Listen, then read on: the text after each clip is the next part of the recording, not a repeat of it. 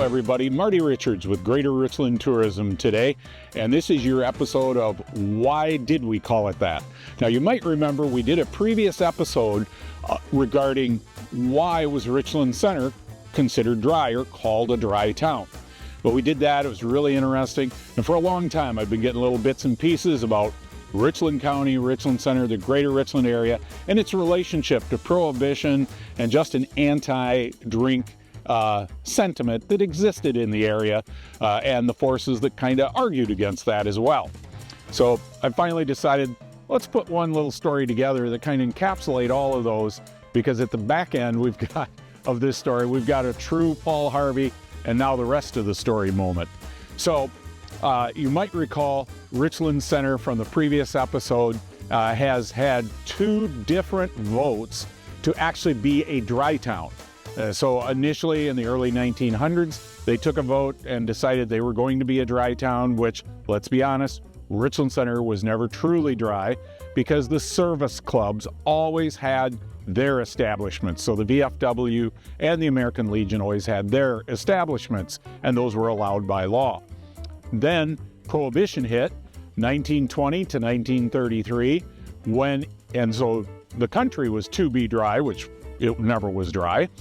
And when it was repealed, when Prohibition was repealed in 1933, the city of Richland Center again had to hold a vote to go back to being a dry town, which it did.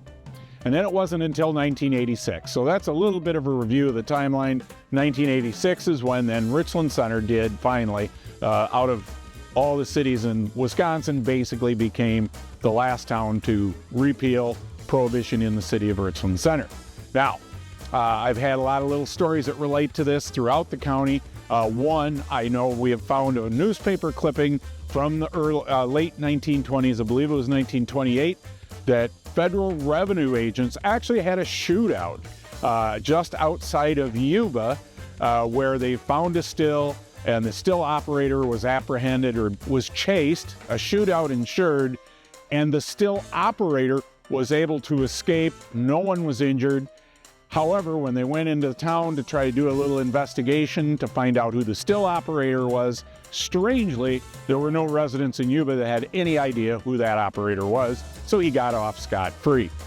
Additionally, we've talked with some folks, most notably the Adsit family, who have told stories of their grandfather talking about he was a deliverer of distilled spirits during that time frame that it was not supposed to occur in the Greater Richland Area and in the United States.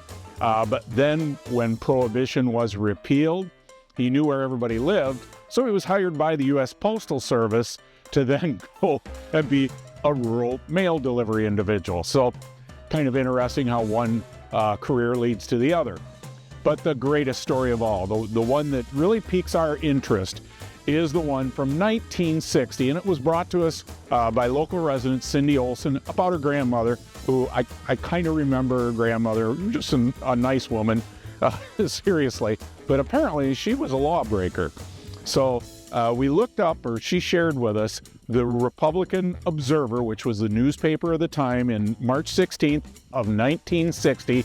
In that edition, Cindy shared the account with us of Sheriff William Drone and District Attorney Elaine Fitzgerald confiscating 7 cases of beer from Ms. Walton.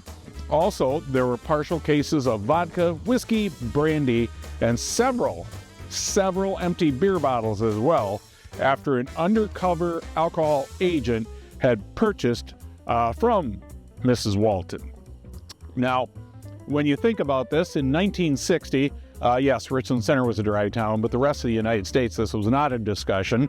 Prohibition had been repealed 30 years previous, but in Richland Center, they took being a dry town very serious. But there's also a political side to it, because 2 weeks after that election, they had already after that occurrence, they had already scheduled another vote in the city of Richland Center, whether they should be dry or wet. And of course, that headline made all the newspapers of, the ne'er-do-wells selling alcohol. They even admitted in the article that there were many operations like that in the city of Richland Center at that time. I myself have actually witnessed There was a speakeasy in one of the downtown businesses that existed, at least the structure of the speakeasy existed up until about 8 years ago. So again, they knew it was happening. So this was just one where they could show off that it was an issue. They needed to keep the town dry to protect the citizens from the ills of alcohol. So again, that vote failed in 1960. Richland Center then did continue to be a dry town.